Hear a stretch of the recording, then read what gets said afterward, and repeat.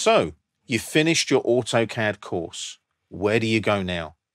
Well, you're a rounded AutoCAD user now. You can perform a CAD role using AutoCAD in a CAD office.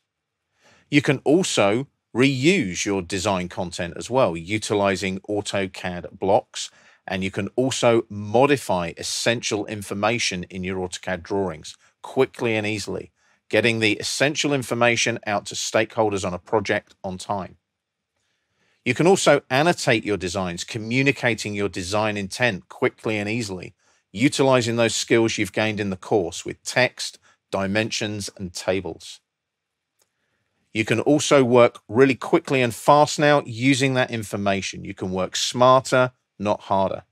If you're an existing AutoCAD user, the skills that you've gained in this course will enhance what you've already got in your skill set. Who knows, maybe you could even become the AutoCAD Jedi in your CAD office as well. What I'd like to do now, though, is wish you well on your AutoCAD journey with those skills you've gained. So go out there, use those skills, and use AutoCAD.